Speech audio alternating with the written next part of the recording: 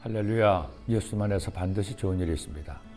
작년에 방영된 이상한 변호사 우영우는 그야말로 신드롬급 인기를 부과했습니다. 주인공 역을 맡았던 배우 박은빈은 말할 것도 없고 상대역이었던 강태호, 심지어 선배 변호사 역을 맡았던 강기용도 광고에도 나올 만큼 사랑을 받았습니다. 그동안 K드라마가 주로 폭력과 좀비물로 세계 사람들에게 알려졌는데 이상한 변호사 우영우를 통해 이처럼 따뜻한 K드라마도 있음을 자랑할 수 있게 되었습니다.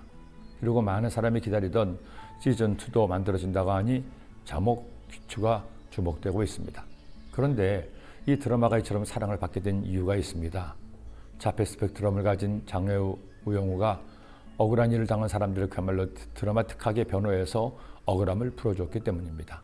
이른바 고구마가 아니라 사이다와 같이 속에 뻥 뚫리는 방법으로 고난당한 이들의 문제를 해결해주는 모습이 사람들에게 감동과 통쾌함을 선물로 안겨준 것이죠. 그런가 하면 얼마 전에 끝난 모범 택시라는 드라마 역시 시청자들을 시원하게 해주었습니다. 법이 어떻게 할 수 없는 사회의 각종 악당에게 고통을 당하는 억울한 사람들이 있습니다. 이런 이들의 억울함을 풀어주므로 시원하게 속을 뚫어주는 모범 택시도 있었습니다. 그러나 사실 이런 변호사나 모범 택시는 드라마에서나 만날 수 있습니다. 오히려 살면서 온갖 어려움을 당해도 그 억울함을 풀 수 없어 가슴앓이를 하는 경우가 훨씬 더 많다는 겁니다. 세상이 그렇게 순수하거나 호락호락하지 않기에 때로는 체념도 하고 울분을 토하면서 그렇게 잊고 살아야 하는 경우도 종종 있습니다. 그럴 때면 어떻게 해야 할까요? 나의 억울함을 어떻게 풀어낼 수 있을까요? 우리도 우영우 같은 변호사를 아니면 모든 억울함을 풀어주는 모범 택시라도 만나야 할까요? 시편 138편부터 145편까지의 8편의 시편은 모두 다윗의 시편입니다. 시편의 전반부를 장식했던 위대한 왕 다윗의 시편이 시편의 마지막도 마무리하고 있죠. 그런데 다윗이 오늘 말씀 140편에서 이처럼 노래하고 있습니다. 내가 알거니와 야훼는 고난당하는 자를 변호해 주시며 궁핍한 자에게 정의를 베푸시로다.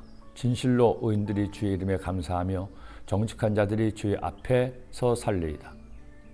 하나님께서 다윗의 변호사가 되었습니다. 그 어떤 변호사도 하지 못하는 변호를 해주셨습니다.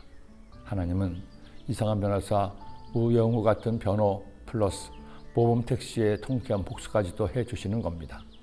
나를 에워싸는 자들이 그들의 머리를 들 때에 그들의 입술의 재난이 그들을 덮게 하소서. 뜨거운 숯불이 그들 위에 떨어지게 하시며 불 가운데와 깊은 웅덩이에 그들로 하여금 빠져 다시 일어나지 못하게 하소서.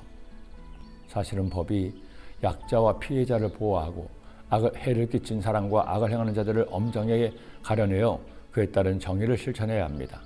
그러나 법을 집행하는 사람도 완전하지 못하고 사람의 본성 자체가 악하게 이처럼 정의가 아니라 불의가 선이 아니라 악이 횡행하는 요즘입니다.